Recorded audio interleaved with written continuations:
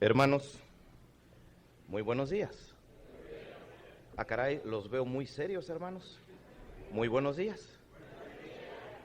Es un verdadero placer poder estar con ustedes, compartiendo la palabra de Dios en esta hora bíblica, esperando que a través de su palabra, el Señor hoy traiga ese abundante alimento espiritual que es la Escritura Santa, para poder de ella aprender algo que pueda ser de edificación para todos nosotros.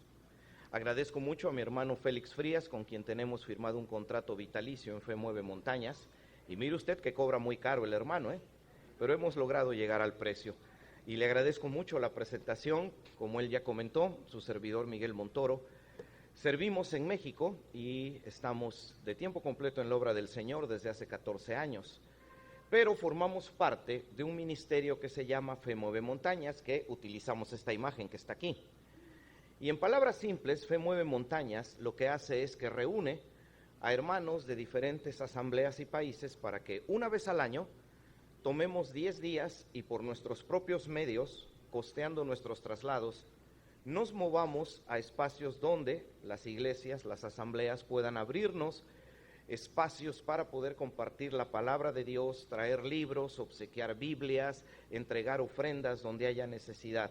De tal forma que nosotros deseamos cumplir con lo que la palabra dice, que más bienaventurado es que recibir. Si alguno de ustedes, hermanos, puede llevar en oración a Fe Mueve Montañas, lo agradecería. Cuando termine, por ahí yo voy a estar, miren, yo traigo estas pequeñas libretas de Fe Mueve Montañas, unos lapiceros, unos llaveros, que le van a costar a cada uno de ustedes la asombrosa cantidad de una sonrisa.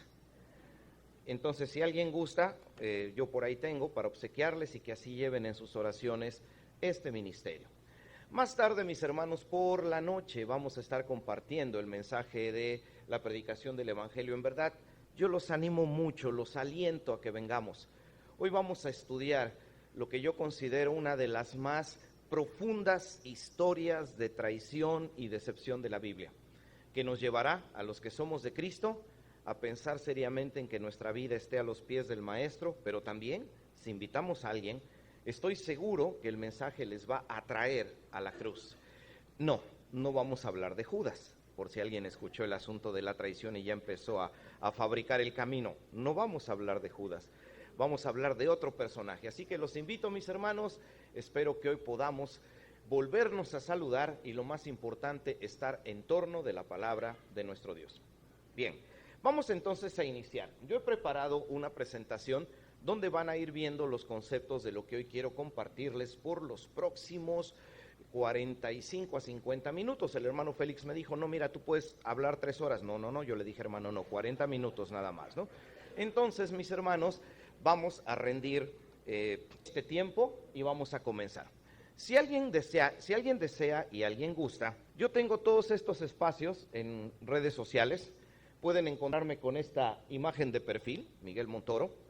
Por ejemplo, si ingresan al canal de YouTube, Miguel Montoro, con esa imagen de perfil, tenemos ahí más de 800 videos de distintos materiales, estudios bíblicos, estudios doctrinales profundos, obras de teatro, películas cristianas, todas elaboradas en el contexto de las asambleas, que créanme representan un buen alimento espiritual. Incluso si a través de WhatsApp usted me hace el favor de facilitarme su número, yo puedo agregarle, porque todos los días yo envío un estudio en video basado en la palabra de Dios. Así que si alguien desea, podemos estar en contacto, ojalá y nos visiten.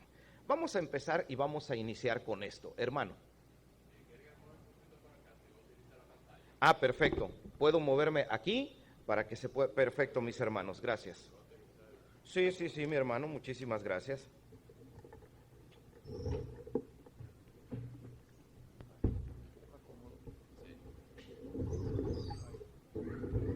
Excelente, perfecto. No, hermano, excelente. Muchísimas gracias, para que así podamos estar pendientes de la pantalla y pendientes de ustedes. Bien, mis hermanos, a ver, iniciemos con esto. Hoy quiero que hablemos acerca de nosotros como iglesia y de una cosa que el Señor espera de ustedes y de mí como iglesia, y de algo que podemos hacer para que eso que Dios espera, nosotros lo logremos. La palabra del Señor enseña en Juan capítulo 17, cuando el Señor clama en el huerto del Getsemaní, y le dice a su padre: pero Señor, yo no solo te quiero pedir por los que han creído en mí, sino por los que han de creer en mí por la palabra de ellos. Y teniendo el Señor en su mente a la iglesia, el Señor dice: yo una cosa te pido, que sean, ¿no lo han leído? Uno, que sean uno, como tú, oh Padre, y yo. Eso significa, oigan, por cierto, en el huerto del Getsemaní Dios dijo: y lloro por la doctrina de la iglesia, que sea profunda. ¿No, verdad? Oro por la teología. No. ¿Por qué pidió? Unidad, unidad, que sean uno. Así que si la unidad de la iglesia para Dios es tan importante, es que la unidad de la iglesia puede hacer más de lo que imaginamos.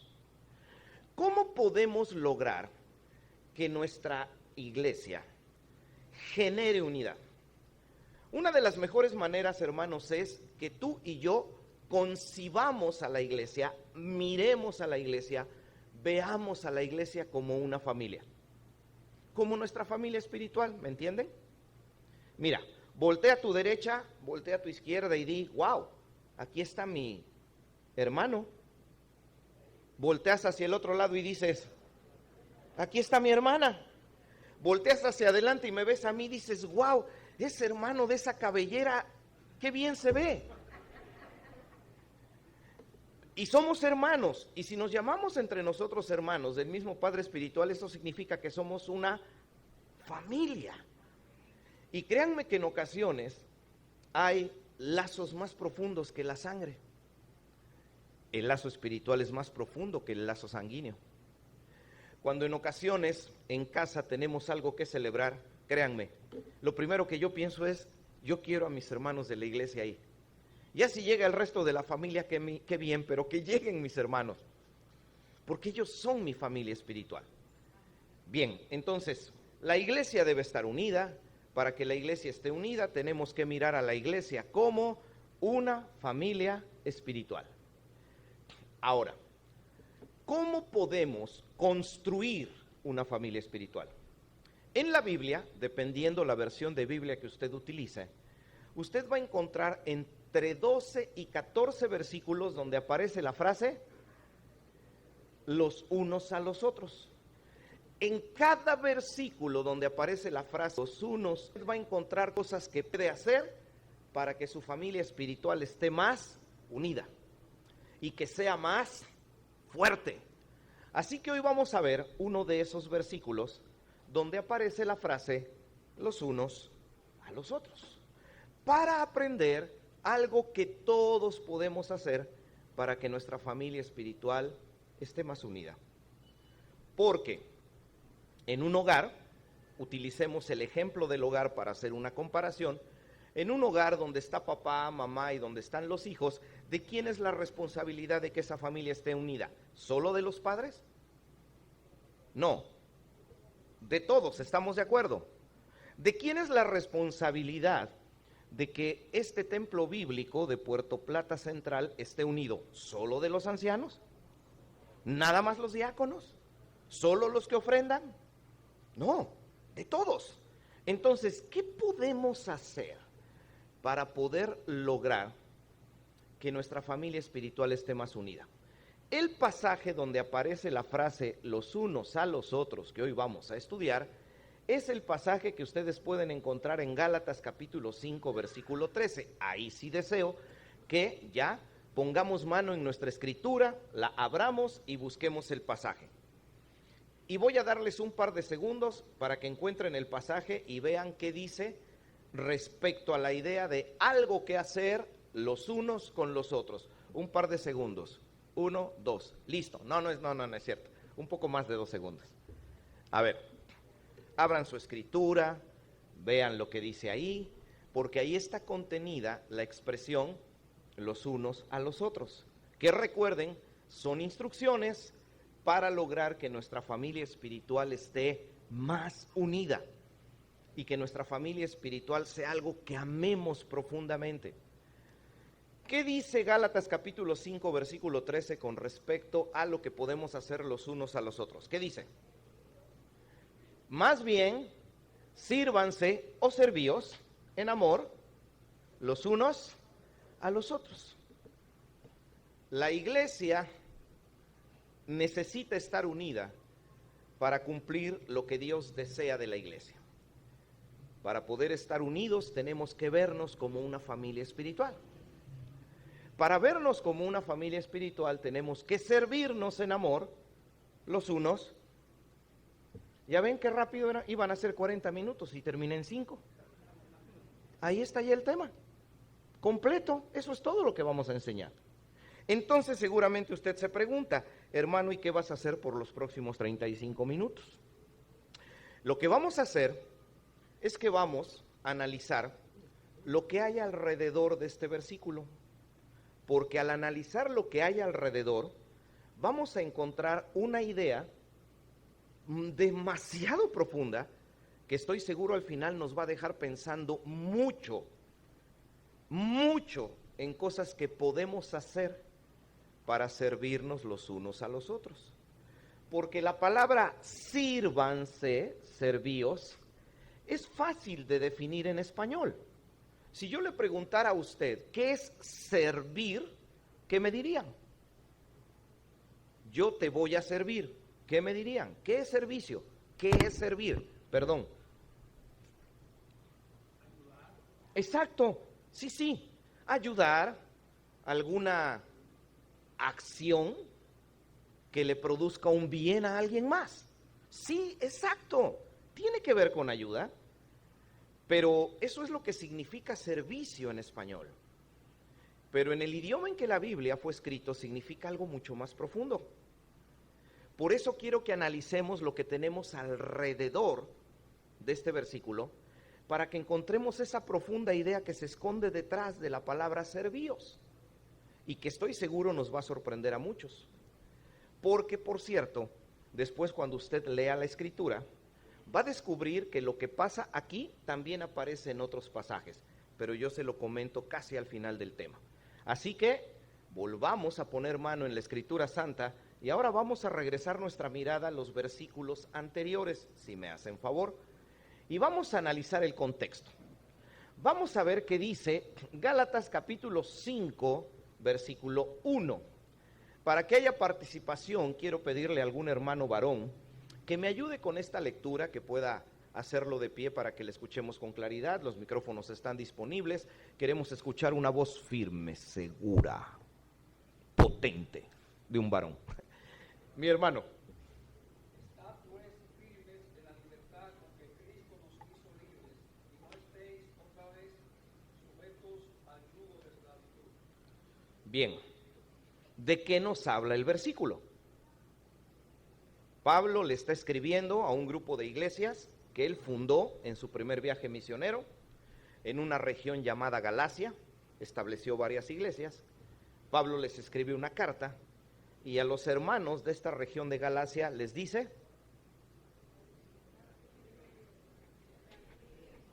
manténganse firmes, seguros, bien cimentados. ¿Pero en qué? En la libertad. En la libertad. Así que la idea que Pablo nos está compartiendo es libertad. ¿Ya me entendieron? Estar libres, mantenernos firmes en esa libertad. Yo lo pongo con esta frase. Gálatas 5:1 nos enseña que en Cristo yo ya estoy libre. Así que ya no debo volver a esclavizarme. ¿Quieren entenderlo de una manera más fácil? Es simple. Antes de conocer a Cristo, imagínese que usted y yo estábamos rodeados de cadenas. Esas cadenas de la concupiscencia, esas cadenas de las pasiones desordenadas, esas cadenas de todo lo que a Dios no le agrada y que nos dominaba. Y ahí estábamos con esas cadenas. Y cuando venimos a Cristo es como si esas cadenas, ¿qué les pasara? ¿Sí ya me entendieron? ¿Me entendieron?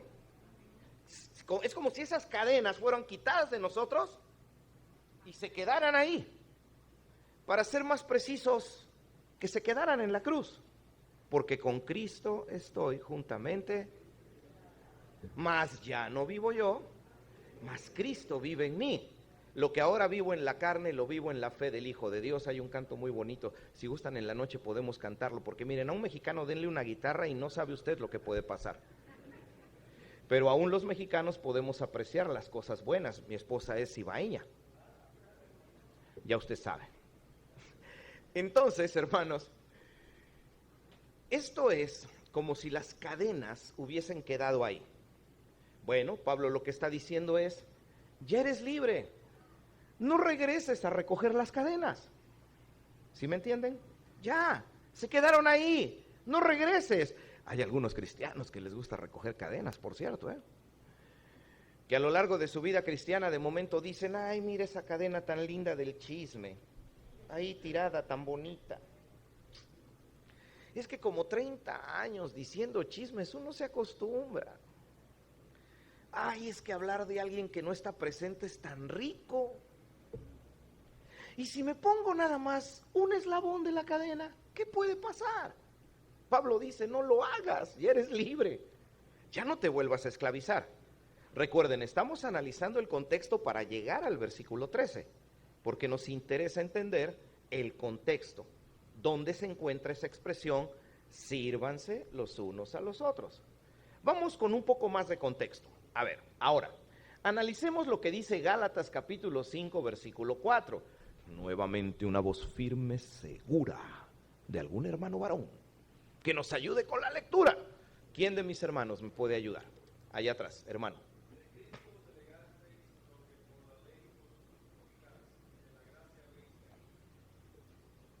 Gracias, hermano. Ahora, ¿de qué nos habla el pasaje? Ya tienen libertad, no regresen a sus cadenas. En la región de Galacia, en las iglesias de esa región, había mucha gente que había crecido en el judaísmo, que practicaba lo que hoy nosotros conocemos como la ley de Moisés. Entonces Pablo a esas personas les dice, por favor, al venir a Cristo ya fueron libres de la ley. Ya no tienen que estar sujetos a la religiosidad y a mandamientos muertos. En otras palabras, Pablo lo que les está diciendo es, no debo volver a esclavizarme a la ley. Ya no, si ya fui libre en Cristo, entonces no puedo ser esclavo ni de mi pecado, pero tampoco puedo ser esclavo de la ley. Ya no puedo ser esclavo de la ley. Ese es el contexto. Mis hermanos, hago una primer parada en el camino para estar seguro de que estamos entendiendo. Creo que está bien sencillo, ¿no? ¿Sí vamos bien, hermanos? ¿Seguros? Porque ustedes tienen cara de, yo no estoy entendiendo, pero no puedo poner cara. Desde aquí a veces los predicadores vemos caras de, no me preguntes a mí, que no me vaya a preguntar nada a mí. Bien, entonces, mis hermanos, sigamos analizando esto. Y con esto en mente, lo de aquí y lo de aquí, llegamos a Gálatas 5:13. ¿Se acuerdan lo que dice Gálatas 5:13? Sírvanse en amor. Yo no sé si ustedes estén viendo algo extraño aquí. Yo sí lo veo. Cuando empecé a analizar Gálatas 5:13, llegué al versículo, entendí la frase. Sin embargo, cuando analicé el contexto, hubo algo que no le encontré sentido. ¿Qué fue ese algo al que no le encontré sentido? El hecho de que el contexto del pasaje viene hablando de la libertad en Cristo, viene hablando de ya no ser esclavos. El contexto de Gálatas 5:13 es la esclavitud al pecado y a la ley.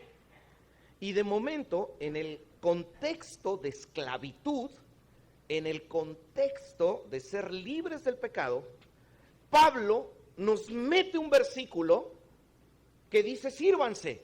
Y dice uno, a ver, espera, ¿vienes hablando de libertad? ¿Vienes hablando de ya no estar sujetos al pecado? ¿Vienes hablando de que abandonemos la ley? ¿Qué relación tiene servir con ser libres? Pareciera que no cuadra, decimos en español.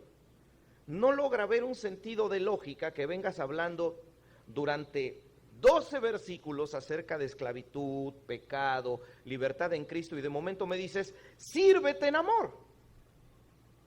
Y hay otros pasajes así. A los que les gusta el estudio de las Escrituras profundo, que por cierto es apasionante, hay varios pasajes donde Pablo hace eso. Tal vez no lo han notado. Les pongo otro ejemplo, se los decía yo cuando empezaba.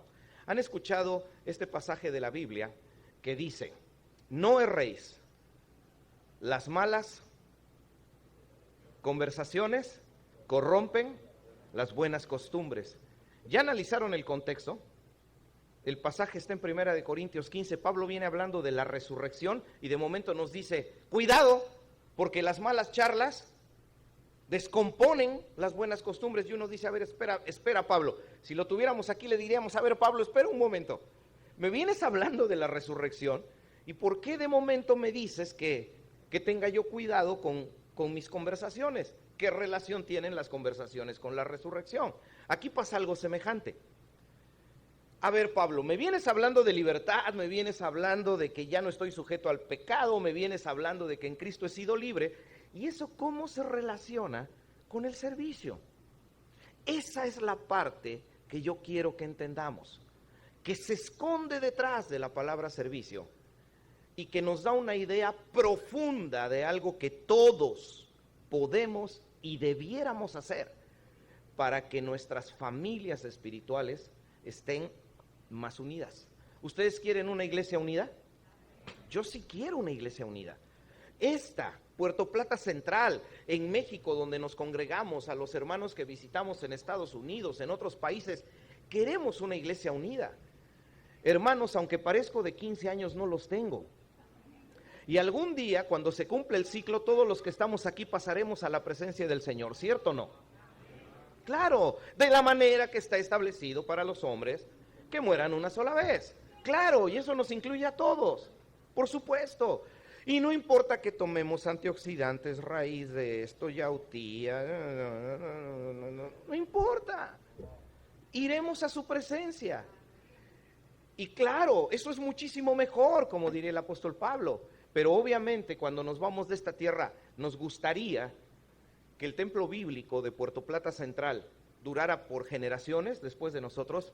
Claro, yo sí quiero que pasen 200, 300 años y si el Señor no ha venido, se siga predicando a Cristo en este lugar y sigan llegando más almas y toda esta ciudad sea del Señor. Claro, pero para eso tenemos que estar unidos y para estar unidos tenemos que vernos como una familia. Cuando dejamos de ver a la iglesia como una familia, empiezan los problemas. Para poderlo hacer, vamos entonces a entender cómo se relaciona la idea de servicio con un contexto que pareciera no tiene ninguna relación, pero sí la tiene. Por eso es que antes de pasar a esta parte, les recuerdo, Pablo en el contexto viene hablando de esclavitud, libertad y viene hablando de abandonar la esclavitud. ¿Cómo conectamos eso con la idea del servicio? Avancemos. Lo vamos a conectar, pero recordemos que Gálatas 5:13 dice que no debo volver a esclavizarme al pecado. Y alguien me dirá, no, a ver, espera hermano, es que eso es lo que no dice. Dice, sírvanse en amor los unos a los otros. Y aquí está la clave. Cambiemos nuestra pantalla. La clave radica en que en el idioma en que la Biblia fue escrito, la palabra sírvanse tiene una acepción o un significado que se acerca más a la idea original de la palabra. ¿Quieren saber cuál es? Aquí nada más me voy con ellos porque nada más ellos me dijeron amén. No, no es cierto.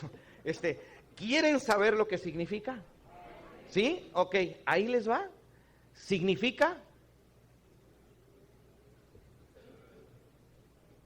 A ver. Eso significa que Gálatas 5:13 lo que está diciendo es, antes bien, sean esclavos los unos de los otros. Y la respuesta es un contundente sí. Y aquí viene una buena pregunta.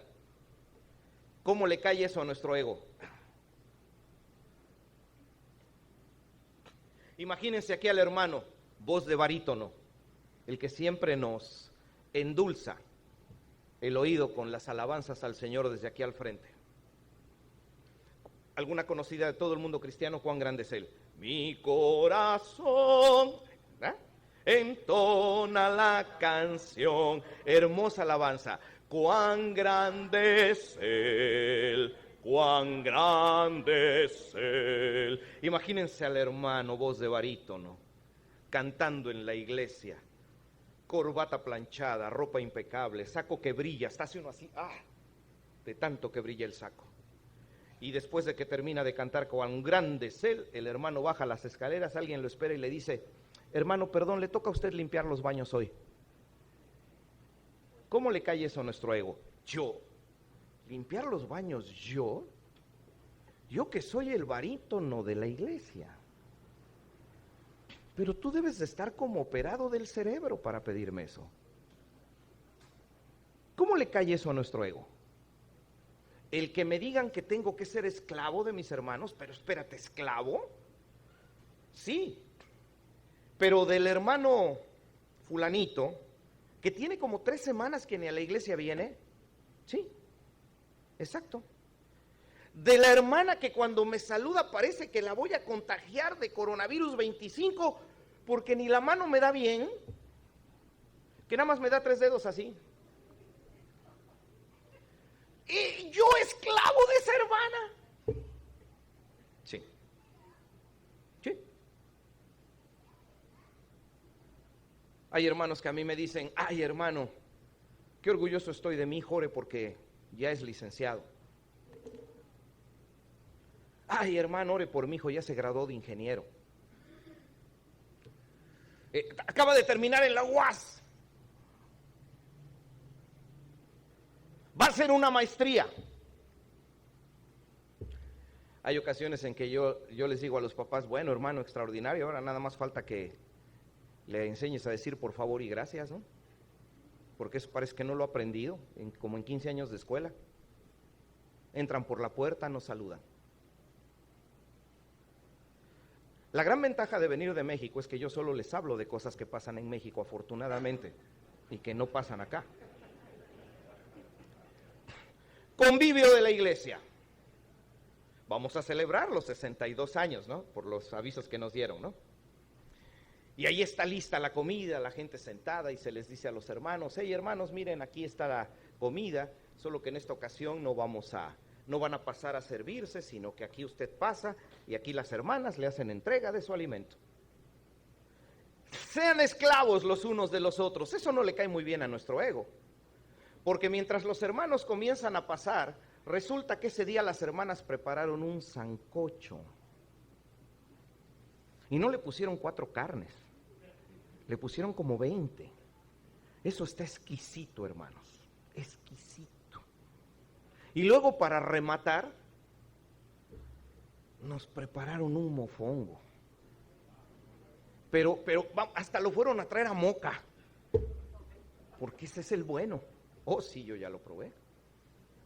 Y ahí están ya las hermanas, todos formados, comienzan a pasar, las hermanas sirven el sancocho, recibes tu sancocho, te vas a sentar, y ahí está la fila de los hermanos, mientras la hermana que vemos discretamente sirviendo, la vemos que empieza a hacer así.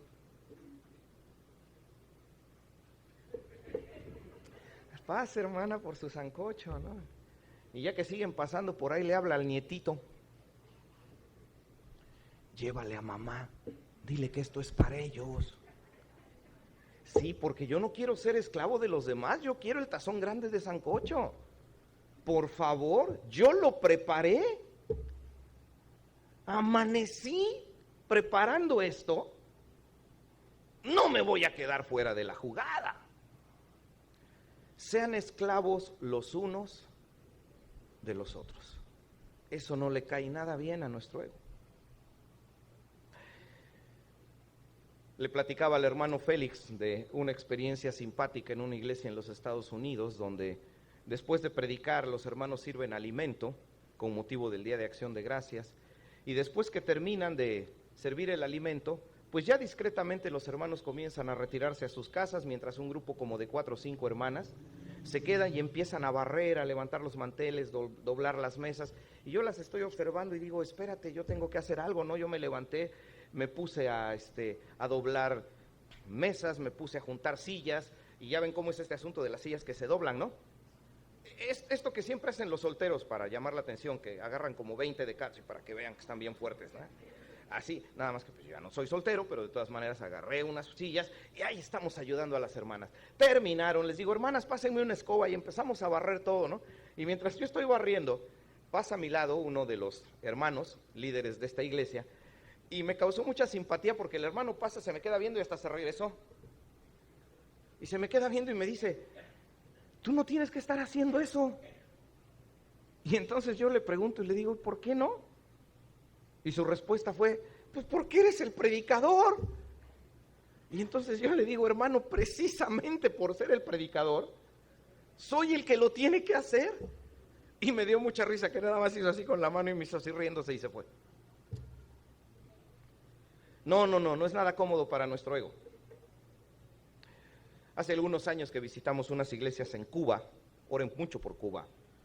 La gente no tiene ni idea de lo que está pasando dentro de esa isla, se los aseguro. Nos montamos en unas bicicletas para hacer un recorrido diario desde lo que sería Puerto Plata, de veras, créanme, no estoy exagerando, hasta llegar casi a Cabarete, visitando pequeñas casas, llevando algo de comida, ropa a la gente. Y no vayan a creer que era por una carretera. No, era por un camino que no estaba malo, lo que le sigue. Y ahí vamos en bicicletas en el verano, con unos 40, 42 grados. Y en algún lugar donde paramos, Pedrín Troya, se llama el pueblo, le entregamos algo de ropa a una hermana, y cómo recuerdo que ella empieza a llorar. Y le digo, hermana, ¿pero por qué lloras? Recíbelo de parte del Señor. Y la hermana dice, hermano, es que no puedo creer que desde allá vengan hasta mi casa. Cuando nosotros nos atrevemos a ser esclavos los unos de los otros, impactamos vidas. El problema es que el ego no nos deja. Y si tal vez ahora alguien aquí está pensando y diciendo, ay, por favor, hermano, ¿no? Tú podrás decir lo que seas, pero yo tengo 40 años en el evangelio, a mí que me respeten y yo solamente micrófono. Porque ahí esa cosa de ir a predicar y entregar tratados, ese no es mi ministerio. Este es mi ministerio.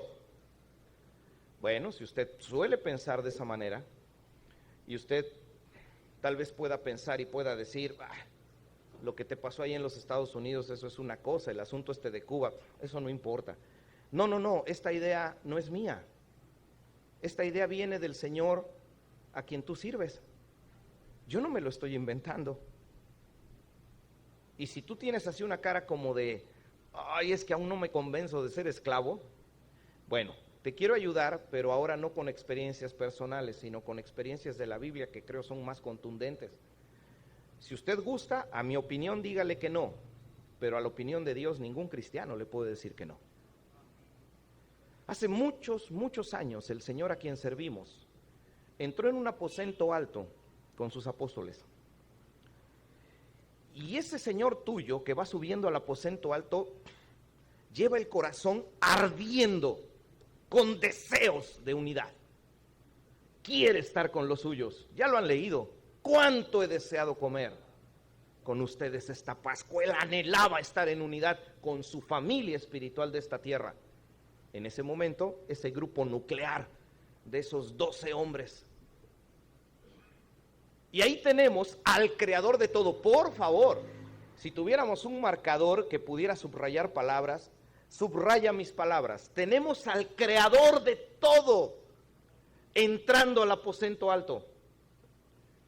Y cuando ya están listos para celebrar la Pascua, el creador de todo, subráyalo por favor, el creador de todo, toma un lebrillo con agua, toma una toalla, se hinca en el suelo.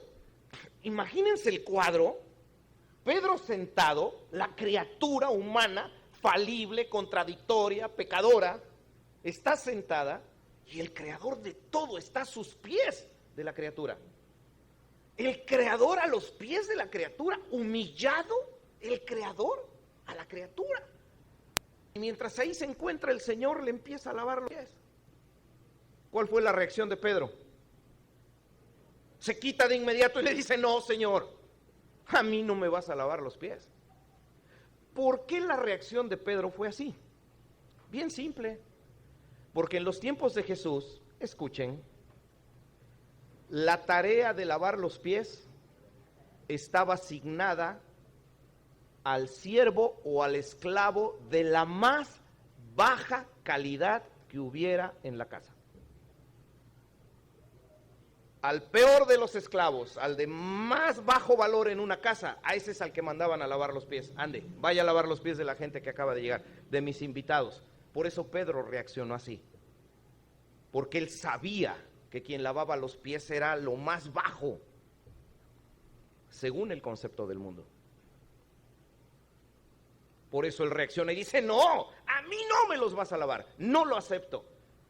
Y el Señor le dice, si no me permites que te los lave, entonces no vas a tener parte conmigo. Y entonces Pedro le dice, entonces, báñame completo. Pero aquí la parte importante es el servicio. Vuelvan a ver la escena, vuelvan a ver la escena. El Creador sirviendo a la criatura. Pasarán los siglos y hasta que estemos en su presencia tal vez lo entendamos. Mientras tanto, ese cuadro es tan impactante que es suficiente como para que hoy tú y yo entendamos que para que nuestra familia espiritual esté más unida, tenemos que ser esclavos los unos de los otros. Quisiera yo, hermanos, concluir de dos maneras. La primera, haciéndoles una invitación. Y la segunda, compartiendo una historia. Esta es la invitación. ¿Quién hoy, aquí, en Puerto Plata Central, se atrevería a comprometerse con el Señor a hacer una acción de esclavitud esta semana? No es tan complicado. Cuente los segundos mientras yo tengo acá mi teléfono y simulo que envío un mensaje, porque no estoy enviando nada. Tengo abierto mi WhatsApp y ahora cuente usted cuánto tiempo toma esto. Hermano, te hemos extrañado en la iglesia. Que Dios te bendiga. Perdón, disculpen, yo ya soy de los viejos nada más con un dedo, ¿no? Perdón, hermano, te hemos extrañado. Los más jóvenes sí, ya, ¿no? Y claro, también el asunto de la lengua es importante, ¿no? ¿Cuánto tiempo tomó? ¿Lo contaron? Yo lo conté. 8 segundos. Una acción de esclavitud que te va a tomar 8 segundos. No te va a llegar una recontra mega factura de Claro. Es un mensaje de WhatsApp. Tienes Wi-Fi en tu casa. No te cuesta nada el mensaje. 9 segundos. 9 segundos. Una acción de esclavitud. Mi hermano, ¿quién les dijo que estaban enfermos? Hermano, que todo salga bien en tu operación. Una acción de esclavitud. Pequeña, simple, sencilla. Sí, claro, como no tiene reflectores, esa parte no nos gusta mucho, ¿no? No nos convence eso, ¿no? Yo quiero un reflector, yo quiero un micrófono, quiero lucir, tengo buena voz, a mí pónganme a cantar, no me pongan a limpiar las bancas, por favor. Pero cuando entendemos que somos esclavos los unos de los otros, entonces cambia totalmente nuestra percepción sobre nuestra iglesia. Nos damos cuenta que hay muchas cosas que todos podemos hacer para que nuestra familia espiritual se mantenga unida. Y solamente les puse un ejemplo. Una visita. Una visita cuando vienes del trabajo hacia tu casa, pasas por la casa del hermano enfermo. Una visita. Los jóvenes que están acá, acercarse con la hermana que viene el domingo y que ella vive sola, nadie vive con ella. ¿Se imaginan una persona que pasa 6 días en total soledad? Los hijos en Estados Unidos, ella está aquí sola. No saben lo bien que le hace a una persona así que alguien se siente a platicar y simplemente le pregunte, ¿cómo estás? Una acción de esclavitud. en lugar de ponerte en un rincón a estar pasando memes a través de tu Facebook. Una acción de esclavitud.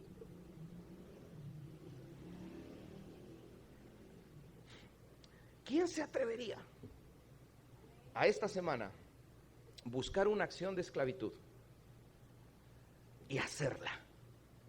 Y saben, las acciones de esclavitud son maravillosas y provocan cosas extraordinarias, pero para que realmente cumplan su propósito, las acciones de esclavitud, el sírvanse, el sean esclavos los unos de los otros, para que provoquen su efecto, también tienen que cumplir otro requisito, y ese otro requisito es que nada más deben quedar entre el Señor y nosotros. No funcionan. Si hoy por la noche te acercas y me dices, hermano, hice mi acción de esclavitud, fui y entregué aquí 500 pesos, repartí una despensa y visité a 4. Porque realmente lo estás haciendo no por servir al Señor, lo estás haciendo para tener lucimiento personal. Escuchen esto, a las grandes personas no se les oye hablar, se oye hablar de ellas. ¿Sí lo entendieron? A las grandes personas, a la gente que transforma todo, nunca se les oye hablar, se oye hablar de ellas. Miren al Señor Jesucristo, hace 2000 años que no lo escuchamos hablar. Y sin embargo seguimos hablando de Él. Seguimos hablando de Él. Mis amados hermanos, una historia para concluir. No hay camino más grande para la grandeza que servir a los demás, aunque eso no le guste a nuestro ego. Y si sigues resistiéndote a ser esclavo de tus hermanos, quiero poner el último clavo al ataúd. El Hijo del Hombre no vino a ser servido, vino a servir. Solo hay 2 clases de cristianos en esta tierra: los que buscan servir y los que les buscan ser servidos. Que me sirvan, que sienta yo una condición de superioridad. Llegar a la iglesia y estacionarme y que alguien vea y diga, wow, hermano, esa guagua nueva está. Digo, si fueras a entrar al cielo con la guagua, pues valdría de algo, ¿no? Pero pues no te la vas a llevar. Así que nos gozamos con el Señor que Él te prospere lo suficiente como para que tengas una guagua nueva. Pero nada más, eso no te hace mejor que los demás, ni superior a los demás. Y si todavía estás ahí agarrado de la banca diciendo, no, mi ego no me deja, está bien, está bien. Otro clavo más al ataúd. Evangelio según San Mateo, porque uno solo es vuestro maestro, el Cristo, y todos ustedes son hermanos. ¿Lo han leído? ¿Lo han leído? Porque uno solo es vuestro maestro, el Cristo, y todos ustedes son hermanos. Lo dijo el Señor, tu Señor, el que tú sigues y el que yo sigo. Como allá en la iglesia en México, yo soy anciano también de una iglesia, pero ¿sabían que el ser anciano no es un puesto? Es una función, no es un puesto. En la iglesia del Señor no hay jerarquías, en el mundo hay jerarquías. La iglesia de Cristo es la única organización donde no existen las jerarquías y la única organización es horizontal, no vertical. Congregante, diácono, anciano, megaanciano, superanciano, hiperanciano. No, en la iglesia de Cristo el organigrama es horizontal totalmente. Una sola cabeza y nadie puede estar al nivel de esa cabeza que es Cristo. Él no comparte su gloria con nadie. Y abajo de Él todos hermanos, pero haciendo distintas funciones en la iglesia, diferentes. ¿Se sigue resistiendo tu ego? Bien, concluyamos con esta historia. ¿Qué cosa sucede cuando no vemos a nuestra iglesia como una familia espiritual? ¿Qué sucede cuando nosotros dejamos de ver a la iglesia como ese lugar de cobijo, de confort espiritual, donde soportamos al débil, donde nos amamos los unos a los otros, donde tenemos la paciencia de hablar con la hermana que se acerca con nosotros y nos dice, hola hermano, ¿cómo estás? Y ya sabemos que van a pasar 30 minutos y no para de hablar, ¿no? Y nosotros, qué bueno, hermana, Dios le bendiga, mire, tengo que ir. Ay, sí, hermanito, pero fíjese que también pasó. Ay, hermana. Así, ¿no? Hay hermanos así, ¿no? Que parecen un avioncito que ya por fin van a terminar y ¡zum! Vuelven a empezar, ¿no? Oigan, qué agradable una acción de esclavitud de ser tolerante con hermanos que son así. Porque, ¿saben? El día que dejamos de ver a nuestra iglesia como una familia espiritual, entonces la iglesia empieza su proceso de destrucción. Esta historia les va a encantar. No sé si ustedes lo sabían, la historia es real. Cuando durante la Segunda Guerra Mundial el ejército de la Alemania nazi invade Francia, los franceses amaban tanto su ciudad que la mayoría de ellos, incluidas las autoridades, prefirieron huir y dejar libre París para que el ejército alemán entrara sin resistencia. No sé si lo sabían, eso pasó. ¿Y por qué sucedió eso? Porque para los franceses París era una ciudad tan hermosa que ellos no querían que los bombardeos de Alemania destruyeran siglos de historia. Alemania entró a París, la Segunda Guerra Mundial continuó su curso, poco a poco los famosos ejércitos aliados que estaban en contra del llamado eje Berlín-Roma-Tokio, Italia, Alemania y Japón, comenzaron a ganar la guerra, poco a poco, hasta que llega el momento que los alemanes tienen que abandonar París. Y a la hora de estar abandonando París, Adolfo Hitler, el que encabezaba el ejército alemán, dio la orden determinante de que antes de salir de París se tenían que colocar todos los explosivos que hubiera en los edificios más emblemáticos de París y que París fuera destruida y que entonces el ejército saliera. Y esa fue la orden. Bien, los ejércitos aliados empiezan a avanzar hacia París, lentamente los ejércitos alemanes comienzan a retirarse, se le deja el encargo a un comandante del ejército alemán para que hiciera explotar las bombas en París, y este hombre se queda hasta el último momento en la ciudad. Es más, ya no le dio tiempo de huir. Los ejércitos aliados entran a París y lo toman preso. Pero ¿saben qué fue lo que sorprendió a todos? Sobre todo al comandante de las fuerzas nazis, Hitler, que nunca explotó ni una sola bomba, a pesar de que había una instrucción precisa de que París fuera lanzada por los aires. Y cuando el ejército aliado toma control de París y toman preso al último militar alemán que tenía la instrucción de destruir la ciudad, lo primero que le preguntaron fue, ¿por qué no lo hiciste? Porque ellos vieron las comunicaciones, todas las órdenes que habían sido dadas. Y cuando le preguntan a este hombre por qué no destruyó París, esta fue su respuesta. Él dijo, ¿no? Para que me entiendan, hermanos. Antes de hacer explotar las bombas, salí a caminar por las ciudades de París. Vi los escombros, los desechos de la guerra, vi los edificios con orificios de bala, caminé por los principales edificios, puse mi mano en las paredes con esa arquitectura maravillosa, observé la altura, la decoración, y este hombre alemán les dijo, simplemente no la pude destruir, es demasiado hermosa. En serio, eso pasó. Y París no fue destruida. ¿Cuál es mi punto? Bien simple. Cuando dejamos de ver a nuestra iglesia como algo hermoso, la dejamos de cuidar. Cuando ponemos más nuestra atención en lo que nos separa que en lo que nos une, empieza a haber problemas. Cuando pongo atención en las opiniones diferentes que tengo con mis hermanos y no en las opiniones que tengo en común, dejamos de ver a nuestra iglesia hermosa, dejamos de ver a nuestra familia espiritual como algo hermoso, lo dejamos de cuidar. Y ahí es a donde comienza la destrucción.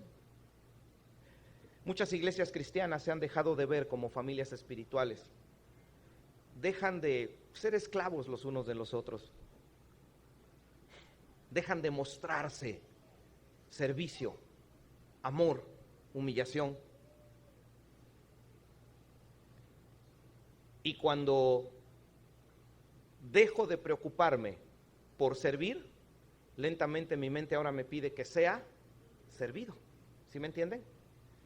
Si el Hijo del Hombre solo vino a servir y no a ser servido, cuando dejo de servir, empiezo a querer ser servido. Y lentamente mi familia espiritual la empiezo a ver con otros ojos. Ya le busco defectos. Ah, y por cierto, ¿sabía usted que no existe iglesia perfecta? En ningún país. Alguna vez un hermano me decía, ay hermano, a mí me gustaría encontrar la iglesia perfecta. Lo que yo le dije, hermano, ten cuidado con lo que pides. Le digo, porque la iglesia perfecta está en la gloria. No vaya a ser que el Señor ya quiera llevarte más pronto. Allá está, sin mancha y sin arruga. Algún día nosotros seremos parte de esa iglesia gloriosa. Ténganlo por seguro. Claro que sí. No hay iglesia perfecta. No mires, no busques mirar a tu iglesia como una iglesia perfecta, porque no lo es. Haz algo mejor. Ve a tu iglesia como una iglesia hermosa. Y entonces la vas a cuidar, como pasó con París. Mis hermanos, vamos a orar y espero que a través de la oración Dios ponga en cada uno de nosotros el deseo de hacer una acción de esclavitud por alguien esta semana. Y si me acostumbro a hacer una acción de esclavitud a la semana, no estoy exagerando. En 6 meses nuestra iglesia está transformada, aún mejor de lo que ya es. Ojalá y decidamos hacerlo. Les recuerdo, hoy por la noche tenemos reunión de predicación del Evangelio, una profunda y extraordinaria historia de traición, y no es Judas. Va a estar muy bueno, les va a gustar. Les aseguro que van a salir con muchas ganas, y además también en la noche quiero ofrecerles unos materiales totalmente gratuitos para quien desee tenerlos, pero ya eso será algo que haremos en la noche. Mis hermanos, oremos y que el Señor nos haga mirarnos entre nosotros como amos, porque somos esclavos los unos de los otros. Oremos. Nuestro buen Dios, mis hermanos, cuando tomaban participación durante el servicio de la Santa Cena, varios de mis hermanos daban gracias por la iglesia o mencionaban la gratitud que hay sobre el hecho de que tú nos hayas brindado esta familia espiritual. Yo me uno a esa gratitud. Gracias por nuestras iglesias. Gracias, Señor, porque derribada toda barrera de separación política, geográfica, somos una sola iglesia en Cristo. Y qué bueno que nos hayas dado esta familia espiritual. Pero tú nos diste esta familia espiritual para cuidarla. Nos diste una familia espiritual para protegerla.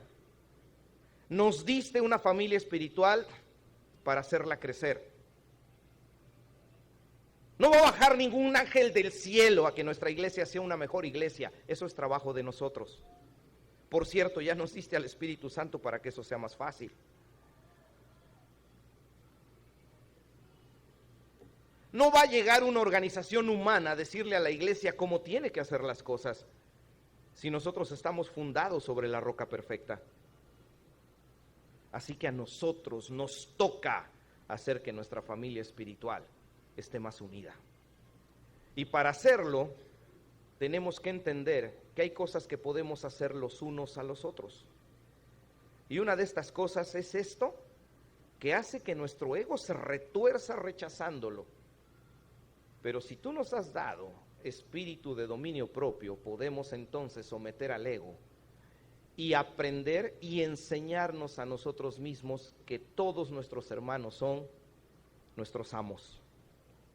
No es fácil, pero es el camino mejor para la grandeza.